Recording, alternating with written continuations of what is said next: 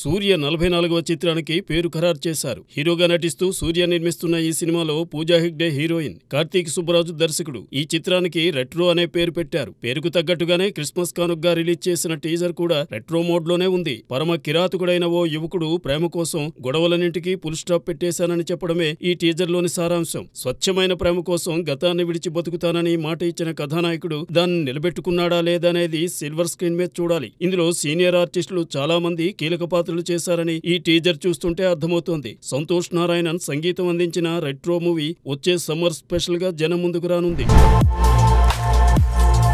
Janata garage, Bhanumathi, కిలాడి, Yashoda చిత్రాలతో తెలుగువారికి మలయాళ నడ్డు ఉన్ని ముకుందన్ సుపరిచితుడే. అయితే అతను నటించిన తాజా మలయాళ చిత్రం మార్కో ఈ నెల 20న విడుదలై కేరళలో సూపర్ డూపర్ హిట్ టాక్ తెచ్చుకుంది. ఈ పాన్ ఇండియా సినిమాను హిందీలోనూ ఇప్పటికే విడుదల చేశారు. అక్కడ మంచి టాక్ ను సంపాదించుకుంది. ఇదిలా ఉంటే ఈ సినిమా తెలుగు వర్షన్ ను జనవరి 1న రిలీజ్ చేయబోతున్నట్లు నిర్మాతలు తెలిపారు. ఇటీవల వచ్చిన యానిమల్, కిల్ చిత్రాలను మించిన వయలెన్స్ ఇందులో ఉంటుందని అంటున్నారు. ఈ రివెంజ్ యాక్షన్ థ్రిల్లర్ మూవీని హనీఫ్ అదేని డైరెక్ట్ చేశారు. కబీర్ దుహన్ సింగ్, జగదీష్, సిద్దికి, అభిమన్యు షమ్మి, అన్సన్ పౌల్ ఇందులో కీలక పాత్రను పోషించారు.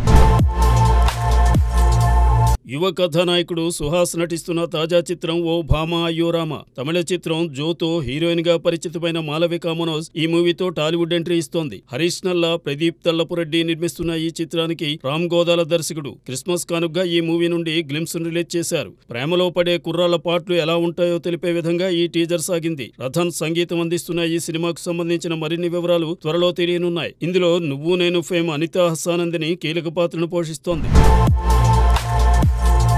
పెంపుడు జంతువులతో కొందరికి విపరీతమైన అనుబంధం ఉంటుంది. దానిని మాటల్లో వర్ణించడం కూడా కష్టమే. క్రిషా పెట్ డాగ్ జొర్రో క్రిస్మస్ రోజు ఉదయం కన్నుమూసింది. కొడుకులా దానిని 12 సంవత్సరాలుగా సాకిన త్రిష ఈ విషాదాన్ని తట్టుకోలేకపోతున్నానని తెలిపింది. ఆ పెట్ డాగ్ తో తనకెంత అనుబంధం ఉందో చెప్పింది. మామూలు మనిషి కావడానికి తనకు, తన కుటుంబానికి కొంత సమయం పడుతుందని వాపోయింది. జొర్రోకు సంబంధించిన కొన్ని ఫోటోలను ఎక్స్ లో పోస్ట్ చేసింది. ఇదిలా ఉంటే త్రిష నటించిన తాజా మలయాళ చిత్రం ఐడెంటిటీ జనవరి 2న థియేటర్లో సందడి చేయబోతోంది. ఈ యాక్షన్ థ్రిల్లర్ మూవీ ట్రైలర్ ఇటీవల విడుదలై సోషల్ మీడియాలో మంచి ఆదరణ చూరగొంది. టొవినో థామస్ హీరోగా నటించిన ఈ మూవీలో వినయ్ రాయ్, అజు వర్గీస్, మందిరా బేడి, షమ్మీ తిలకన్ కీలక పాత్రలు పోషించారు.